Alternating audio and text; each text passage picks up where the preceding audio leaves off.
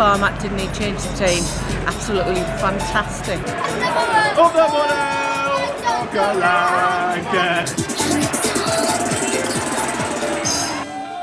Yeah, welcome to RedArmy.tv. Decent performance against Chelsea, but we didn't get any points. Disappointing. We will find out. Maybe you're quite happy with it. We'll chat with the boys right next to me. I was going to say in midfield, central midfielder, because he's sitting between two big lads. Is Paul Vickers, big Boro fan, also a big fan of junior football as well. Yeah. Talking junior football, we have the maestro on the wing. It is Mark Ifano from Teesside Rangers, and also a big Boro fan. Hello, mate. Good evening. Welcome back to our new place. Yeah, nice new set. Brilliant. I think you were, was it last season? You were on last season, weren't you? Yeah, I was on last season, yeah. That's right, when we were hiding in the cupboard. Yeah, good lads. Let's start with Chelsea. Paul, I'll start with you. 1-0 defeat. Yep. A lot of people singing the praises. I noticed the Boro on the website singing it up as well because of the performance. What did you come away from the Riverside with, thoughts-wise? Obviously, it's a negative feeling because you've lost the game. But I thought there was plenty of positives from the game to take out of it. I just thought defensively, we coped with a very, very good Chelsea team. And again, to my surprise, Karanka showed a bit of attacking intent towards the end. Despite the Ledbetter substitution, we actually went for a... Which a lot of people are still scratching their heads about. Well, yeah, it was a strange one. But before that, in his defence, he did bring Fisher on. And we did look like we almost had a go, dare I say. But again, it's just the vast quality difference between Chelsea and Middlesbrough is apparent. It would have been nice to nick a goal in the end, but I think plenty of positives to take away from it though. Hazard was a bit special. He's a bit special. Mark, from your perspective, was it silk purse or was it sow's ear? I couldn't agree more with Paul, to be fair. I think the Boro done really well, but it's a moment of magic, isn't it, from Costa, and you've just mentioned Hazard. The players like that, it's just the difference, really. It'd be nice to have their bench, wouldn't it? It would be lovely to have their bench. But what do you take from the game? What are you taking out of the game? I think there was loads of positives. I think the Boro, for me, we try and play football. That's the big thing. And Chelsea came and in certain parts of the game were matched. I would like to see us sort of have a go a bit more towards the end. Like Paul said, we had a go. I've got to agree, Karanka sometimes looks a bit negative, but for me, I think for that last 5-10 minutes, we should have just had a go, and tried to get the equaliser. You get beat 1-0, you get beat 2-0, you're still not getting anything. Now, I have been critical of Aito, thinking he's one man up front. I'd love to see two up front. I've called him stubborn at times. But it was surprising to see him. Did we go three at the back at the end? Is that what we did? Downing was a bit in between defence and midfield. But yeah, I mean, how surprised were you to see that? Yeah, I mean, at first when he came on, I thought it was Downing playing left back here, and I thought he can't be doing that surely because he's obviously got the attacking prowess that Downing can produce every now and again. But yeah, it was. I thought it might have just been a case of we're going to put three at the back, and then we are going to have a go. But like Mike was saying there, it wasn't a case of it was just a little bit shy of 100% going forward, that was all. But again, and I'm sure we'll talk about it later on, but it just would have been lovely to see a glimpse of Jordan Rhodes. But there we go. Yes, and there's a pig just... No, I won't go that far. Actually, I will give credit to Aitor, because I have been a critic of his, so it's only fair that I do that. But let's single out... I know it's hard to single out individuals, but Mark, Ben Gibson, wearing the captain's armband, and what a hell of a performance he put in. Well, he's definitely a future captain, isn't it? I think we know that. Every Boro fan knows that. He's potentially a Boro captain. I think him and Chambers have been absolutely fantastic, and all the rumour about an England call-up and things like that. There's no smoke without fire, and I think he's been, by far one of our best players in the Premier League. Took to it like a duck to water, if you like. Absolutely, and you agree. Looking at some of your tweets and posts that have been coming in since the game. Claire Bowdler, if Ben Gibson's not in the next England squad, I will be baffled. The most consistent Boro player this season, outstanding again today. Russ, no one can say that Ben Gibson shouldn't be in the England team. Stuart Pearson, Ben Gibson was immense today. He's easily the best young English centre-half in the Premier League. Jagielka? Neil Walker, are we going to be able to hold on to Ben Gibson in January? Outstanding today. Do you have any concerns that, hey, there was Chelsea who he's been linked with and he's put in a fantastic display. Could they come knocking in January and offer us silly money? I mean, yeah, there's every chance that you could. last season I watched him and I thought his distribution maybe he could have improved and a few little things if you're nitpicking at him. But then, to be fair to him, he hasn't half worked his socks off over the summer and he's come back at the more complete player. He comes out gracefully, dare I say, for a centre-back. Guy behind me at the Riverside in the game was saying, just like Gary Pallister. Do you see it? Yeah, I can totally see it. He's obviously a local lad, seen him on Sky Sports and everything like that with Martin and everything. He's just becoming a bit of an ambassador for the team and it's good that he's so young doing it.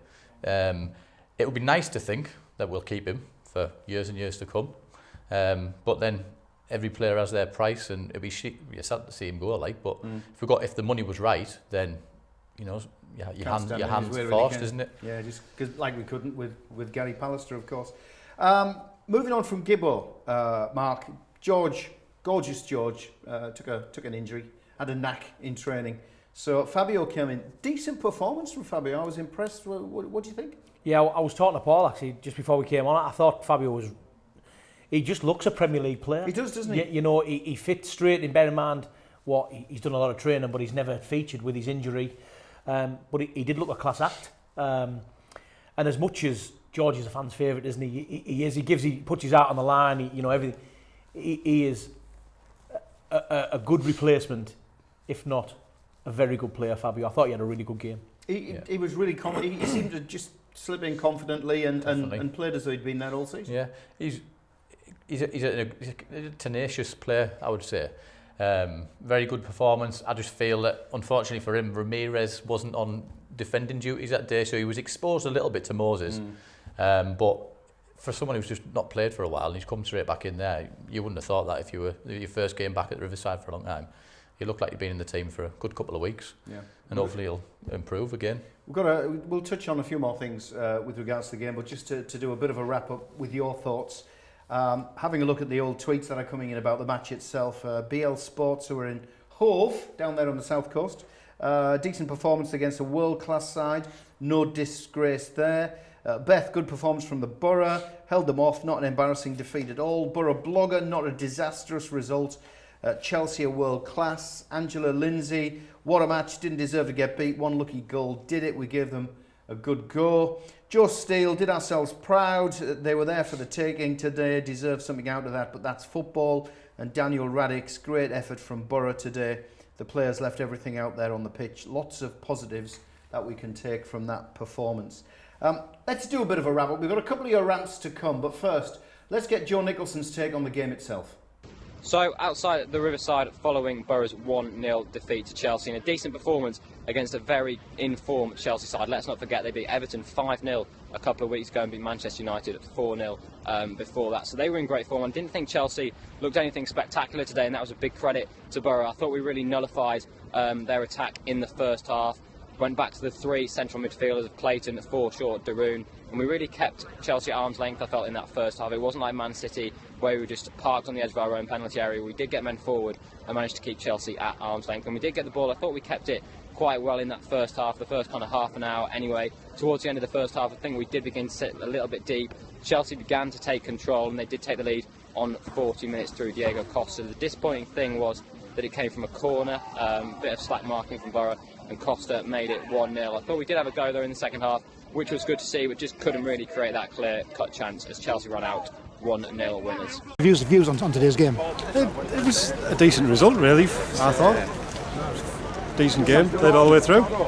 Today's game? It wasn't too bad, was it? I don't think. Chelsea, good team, didn't get thrashed. Put up a good show, I think. Unlucky, missed a couple. Views on today's game? Good game, just poor ref again. See, I'll sit to the right, you sit to the left. I thought Boro played well, did the best 100% right through. So yeah, come away happy, but disappointed they've lost. Yeah. We've got them worried, and we made them treat us with far too much respect today. They had, they had a good game. We had a good game. Yeah. That's what it's all about. So it's not just been the Boro fans who've been talking about the game. The Chelsea fans have too. But our old Laurie Cox, our very own, not old, Laurie Cox tweeted, "Our fans are immense." Absolutely, they are, and we've caught the eye, and the team's caught the eye of the Chelsea fans too. Riasto Rara's been Facebooking, "Boro, you are to be feared. You give us our biggest scare of the league this season. didn't deserve to miss out on the score sheet. Respect. That's from a Chelsea fan. Alabi, Chelsea fan here. You guys deserve credit for an outstanding performance. James Bates, also a Chelsea fan. Boro won't go down playing like that. Ben Gibson is well worth a look at as well. Top of the league. He doesn't mean us, he means them. Interesting the Chelsea fans have picked up on Gibbo as well, haven't they? He has been linked. We did ask the question. It's going to be interesting on confidence now because we've taken points against Arsenal, Bournemouth, City. Decent performance against Chelsea. We didn't get a point out of it, unfortunately, but it does beg the question about confidence, fellas. Are you feeling any more confident about Boro's prospects for the season ahead, Mark, or are you still the same? Well, for me, I'm still the same. You know, I don't think, although I'm not saying we're in the Champions League and Europe, what I will say is that I think, and it's all cliche, we're too good to go down. I know we were too good to go down in '97, but the other teams around us, the teams that came up, the teams that are around us at the bottom, I think by far we are the better team. We are by far the better team, and I think it only takes a couple of goals, whether that be from Rhodes, Negredo, Stuani, and it'll kickstart us on. What about the points we've dropped at home though? Stoke we dropped 2, Palace we dropped 3, Watford we dropped 3. Aren't we supposed to be taking points from those people at all? Stoke now is looking like that's the one that we're really looking at the way Stoke are playing at the moment, where really it should have been a win. Yeah. You know, but you know, it's your first game back. It's the euphoria of being back in the Premier League. I think everyone's nervous. I just honestly think that my attitude hasn't changed. I think we're good enough to stay up, and I think we can only get better. How about yourself, Paul? Where are you after the decent run of performances and points we've just had? The performances and the points. I mean, I think Karanka comes into his own when he plays against a good team, a good passing team. We've got an ideal midfield. We've got the 3 players like Darun, Forshaw, and Clayton, and they're ideal because they just disrupt things all the time. And I think he gets it right then. It's just when he has to then take it to the next level of penetrating other teams. I think that's where, because he's naturally a defender, isn't he? Is where he's sort of made his stock. But I mean, I'm always an optimist when it comes to the Boro, regardless of if we're like 3 points adrift and it was half a game left or whatever. But I just think he's tweaking little things here and there every now and again, and I think come the end of the season it'll come good. I do honestly believe that he will keep us up. Well, as long as that glass is 4/20ths full, if you have such a thing, come the end of the season. We did run a poll during the week on Twitter on Boro RedArmy. Let's have a look at it. It says, after the points against Arsenal, Bournemouth and City, and the display against Chelsea, how are your confidence levels for the rest of the season? And similar to you fellas, the majority of Boro fans have said no difference. Confidence levels are no difference. 65% said they're the same, we're going to stay up. The eternal optimists. Hopefully they're right.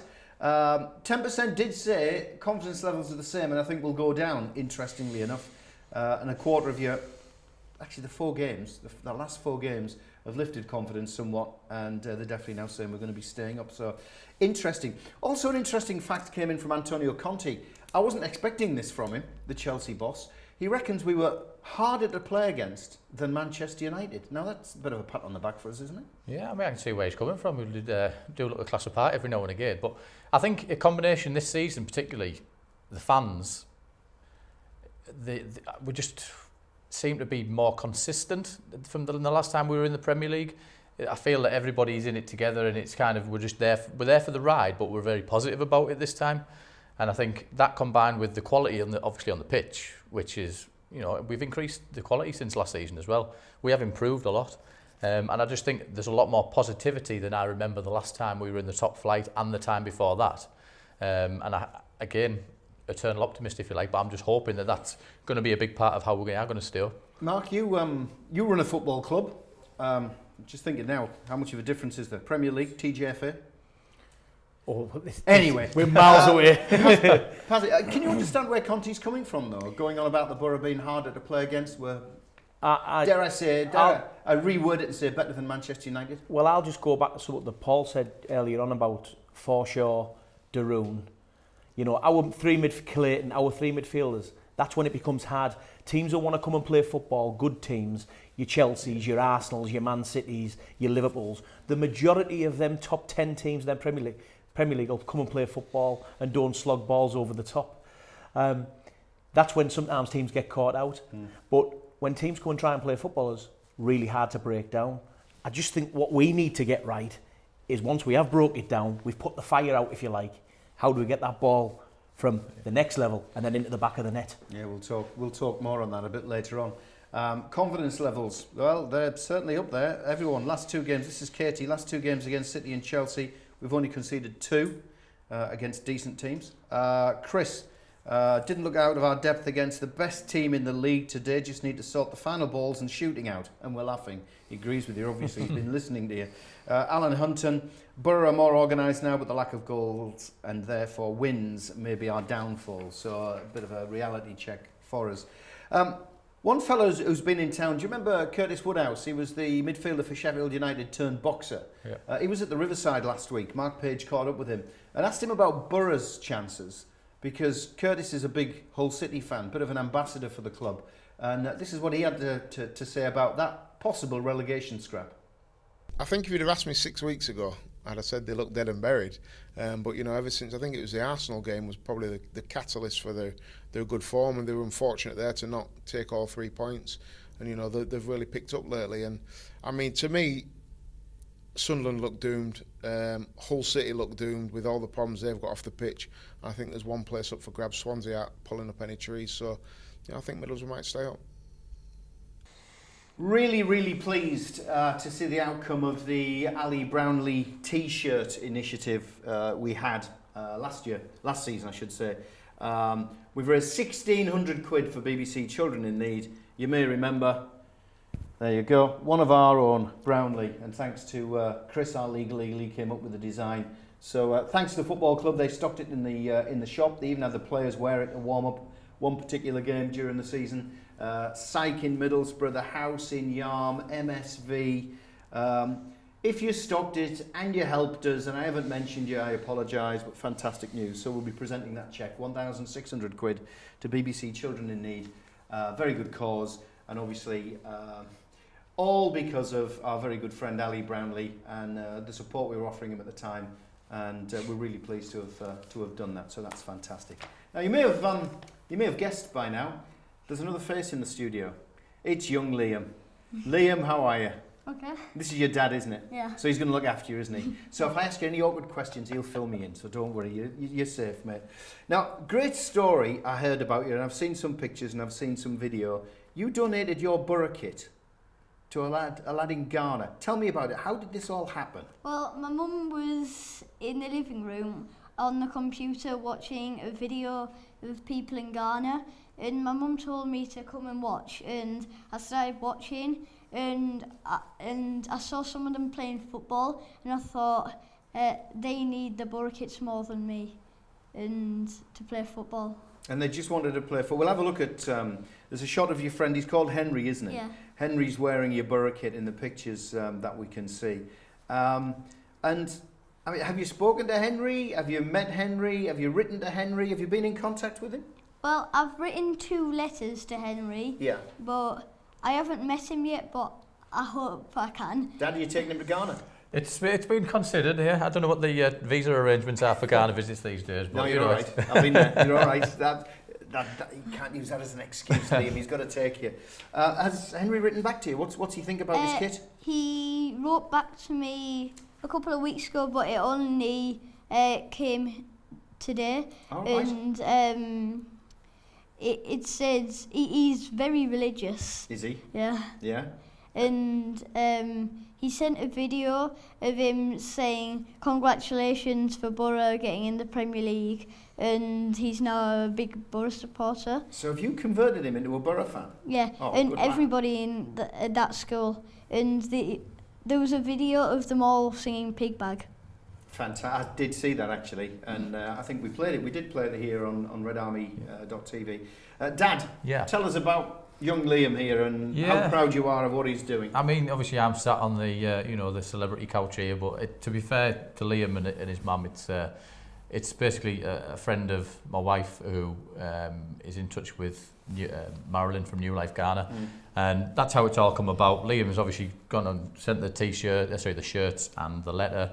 and there's been a constant to and fro. So, and obviously your good selves have donated t-shirts. Yeah, we sent some Ali over, Brownlee t-shirts across, which is obviously they're very thankful of, and you know they're playing football in them, and it's great to see.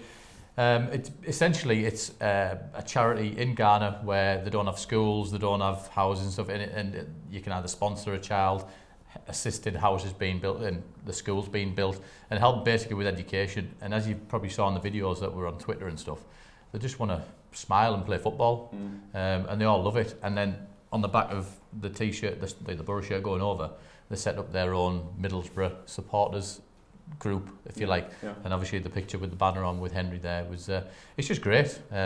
Just a shame that our Ghanaian link's gone from Mr. Adoma, but hey ho, the link continues with Liam and Henry keeping in touch, which is really good. And you did meet Adoma, didn't you? Yeah. Yeah. What did he have to say to you?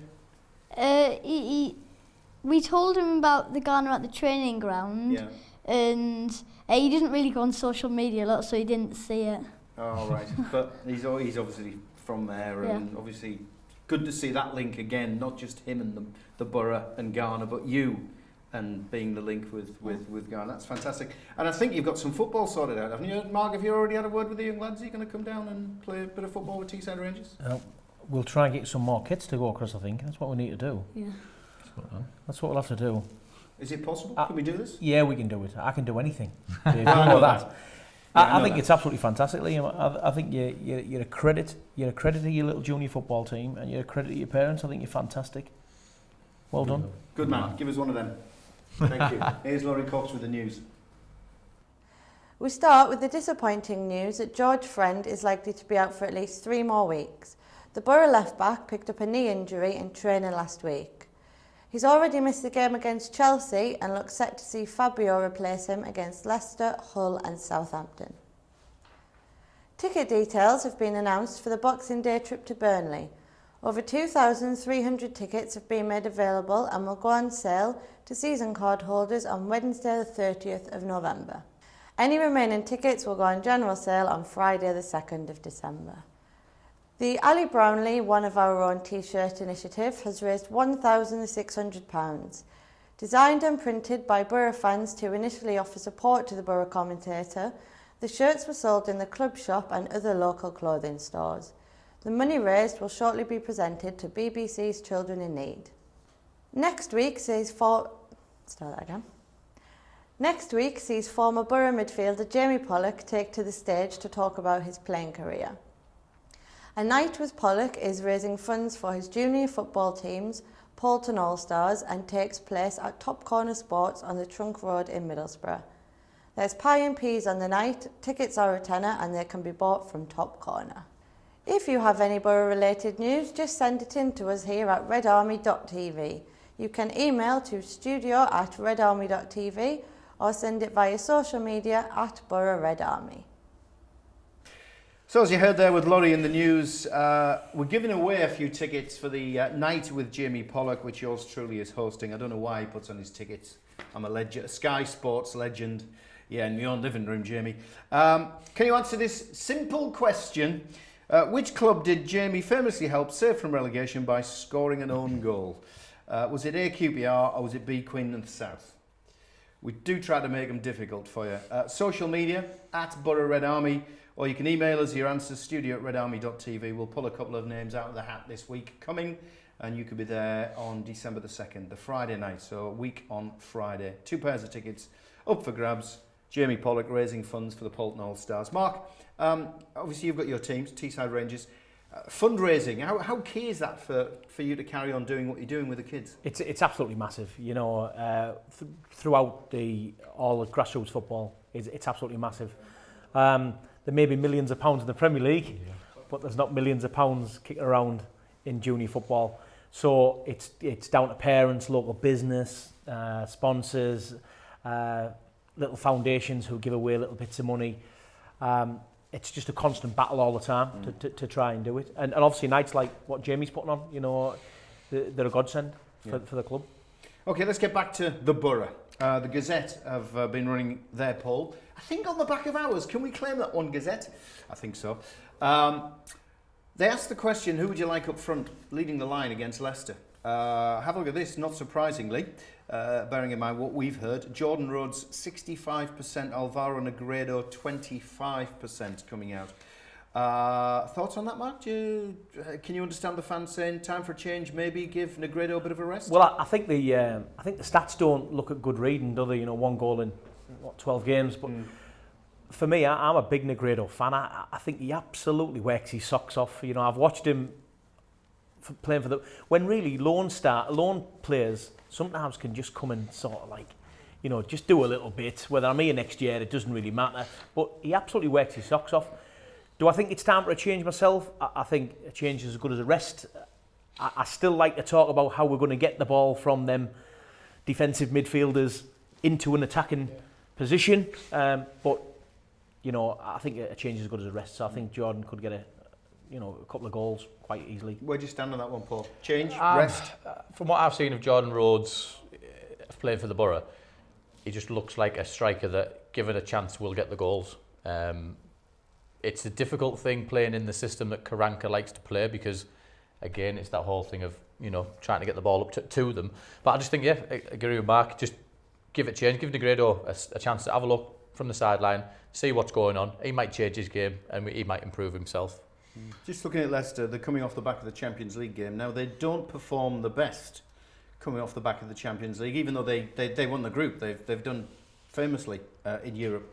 But they have dropped points at home, particularly after success in Europe. So how much do you reckon it could be a bit of after the Lord Mayor's show facing the Boro the weekend? Well, hopefully. Yeah, we hope. Hopefully. Do you see it happening though? That's exactly what it'll be. Again, I think the Boro away from home, counter-attacking football, there's always a chance. Really hard to break down us, whether we're home or away, because the system doesn't change, just the personnel does. So there's always a chance. I would probably give us more of a chance to get something at Leicester than maybe Chelsea at home, if I'm going to be a bit controversial.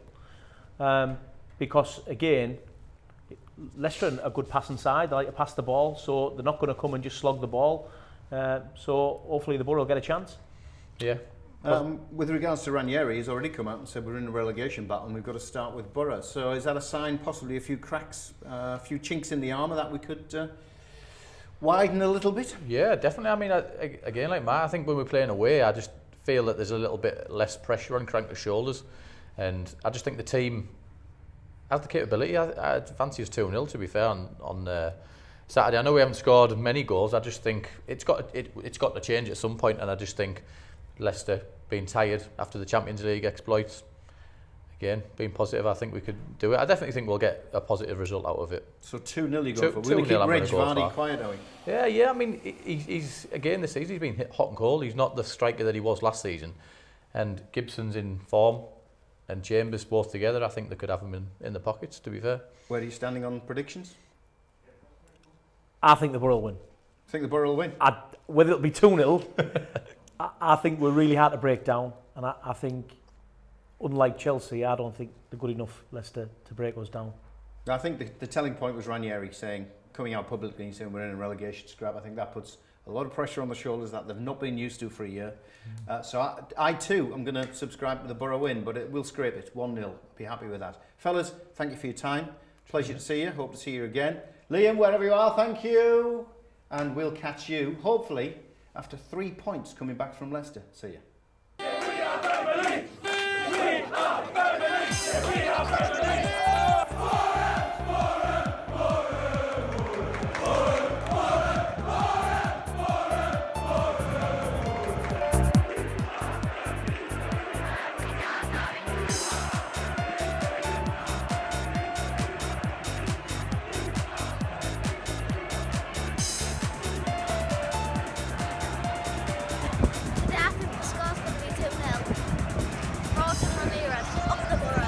Come on, boy, we can beat these Saturday. Come on, lads, believe, come on!